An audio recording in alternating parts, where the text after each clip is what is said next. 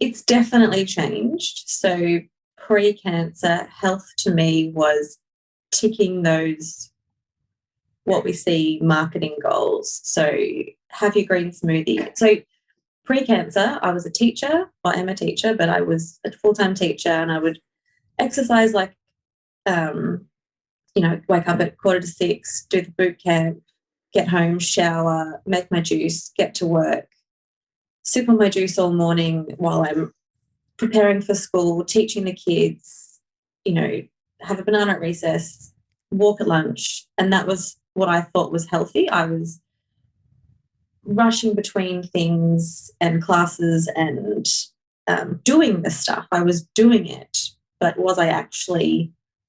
I was running on such high adrenaline, and I was so stressed all of the time, and I never focused on any one thing. I was doing a million things at once. But that's what healthy was to me. I was ticking the boxes. I was eating what I thought I should be eating. And then when I got sick, everything needed to go out the window because I had a stoma bag, which needed a particular diet. I'd lost so much weight that I needed to eat a lot of calories to get back to something healthy. And that meant, eating a lot of high density foods that had a lot of calories in them, and every mouthful needed to count. But on top of that, you're nauseous and unwell from the chemo. So I found myself eating twisties because the cheese just helped so much. And, I couldn't have anything cold because of my taste buds in my hand. So a lot of like warm custard and, warm milk. And I don't really have a lot of milk anymore, but I was eating a lot of foods that deemingly seemed unhealthy, but I needed anything to get through.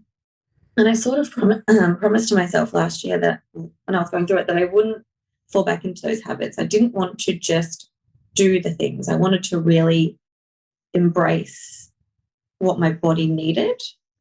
So now health to me is actually do this thing quite a bit, and it's listen, observe, trust, patience.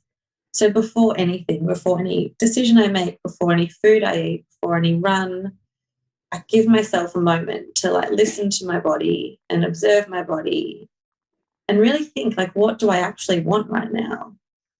Within reason, I often start with a green smoothie still, but now I actually get to sit down and enjoy the green smoothie, and the process of drinking it is wonderful, and I get to eat it. I think one thing we can touch on as well, like getting to do things rather than having to do things. So I get to wake up every morning and I get to meditate in the morning. And it's the other thing, like before cancer, I was meditating, but I was ticking that box.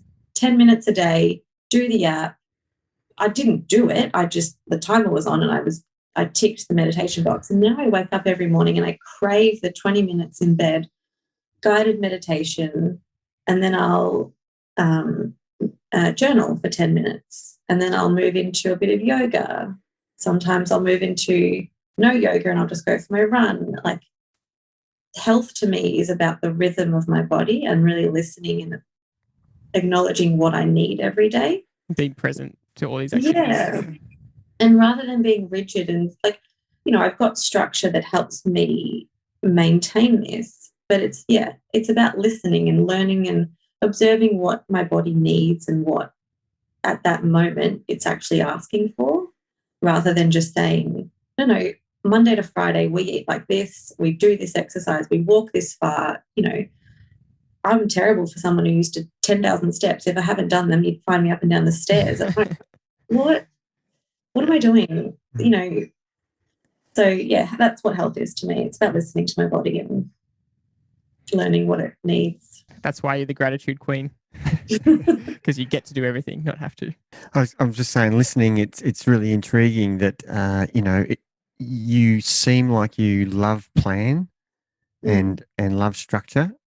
And that seems to be your mantra, and that's what you were like. And now you still have planning and structure in your life, but now you take moments to question whether this is right for me for this particular time of the day, and you're quite happy to be flexible. That seems to be what I'm hearing. Is that right? Yeah, 100%. So I still would prefer to, do my run in the morning and ride in the morning because of my other issues that have come up from cancer, and I need to kind of get my exercise out of the way before the afternoon. But it's okay if I don't leave at 7:10 for the run at 7:15, and it's okay to wait a bit longer and see what happens. And it's okay if this day I didn't eat as many vegetables. Like, you've got to listen to what your body is saying. And I didn't listen to my body for 6 months, and I ended up with stage 4 cancer. And it didn't have to be that bad. And I don't have the ability to go back and change anything. And so I have to live with the choices I made. And it wasn't bad enough, obviously, in my head to go to the doctor earlier. But when something is progressively getting worse and you're so structured and it doesn't fit, then it almost causes more stress. So, I basically stopped eating in December of 2018, and I was sleeping all day. It was school holidays. So you just think, well, I'm tired from school and I'm tired from this and that. And there's so many excuses. And I like sleep and I enjoy a restful day, but it's not normal for a 30-year-old to be, doing a run in the morning and then having to sleep all day. That's not listening to your body. Like, if I go for a long run now on a Sunday, I just ran 15 kilometers on Saturday, which was the most amazing thing in the entire world. And I didn't need to sleep all day. I could still do what I needed to do. And that, again, just because I'm flexible and because I'm going with what my body needs at the time rather than what I have to do, your whole mindset changes. I get to wake up every morning and I get to go for a run. So it rained today. Who cares?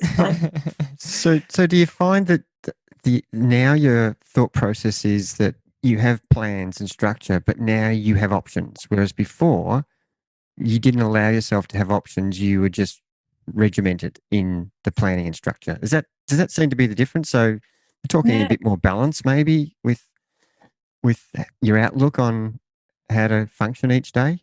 Yeah. And not like, I'm in a bit of a privileged position at the moment where I'm not working full time. So I have got mornings to set myself up for greatness, which is what I kind of say to myself in the morning. Like, I would wake up during the cancer year and it would be, oh, great, I'm awake. Oh, fuck, I've got cancer because I've got bottles hanging off me. I've got stoma bags. I've got wee bags. I haven't really slept. And then you just have this moment of like, shit, I've got cancer.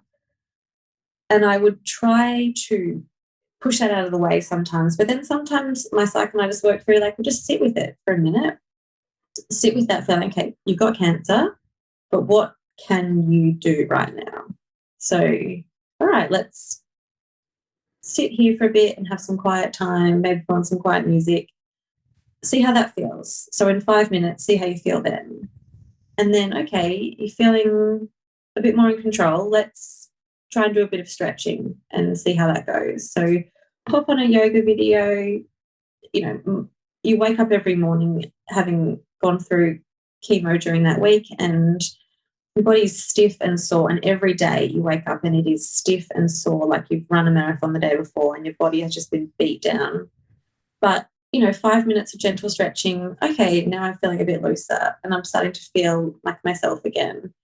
Now I have a choice. Like, do I want to try and go for the walk or do I want to get on the bike because I bought an exercise bike?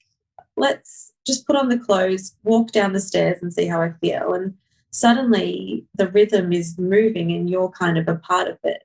And that's what I've taken into this year. It's like, no, I don't wake up every morning and want to like do a hard running session, but I don't have to get out of bed and go do it straight away. Like, I can get up. I set my alarm for 5:45 and it gives me get up, grab my phone, come back into bed and do some lying down meditating. And so after 20 minutes of calm breathing, suddenly, all right, I'm feeling a bit more awake. And then I might grab my journal, write down what I've been thinking or feeling or whatever. And by doing that, it gets out all those other emotions of like, I can write in there like, damn, can't be bothered running today. But I've said it. I'm still going to do it because I will, because I'm dedicated. Or maybe there's something else going on in my head that I just need to get out. And then, okay, now it's, I've been awake for half an hour. I might do some yoga. And now I'm feeling ready and like I'm in the right mindset of I'm going to go for a run and it's going to be wonderful. And if it's not wonderful, it's an hour of my life and I get to come back and have a shower and have a great breakfast. Like, is it ever not wonderful though? I mean, last week there was one session where I didn't love it. Actually, no, this week I didn't love a session. But again, like when you switch from like I have to do this to I get to do this, suddenly it's a positive thing. Like I get to go. Like yesterday, I honestly didn't. I left the house for a bike ride, came back, and I had no motivation to leave the house again.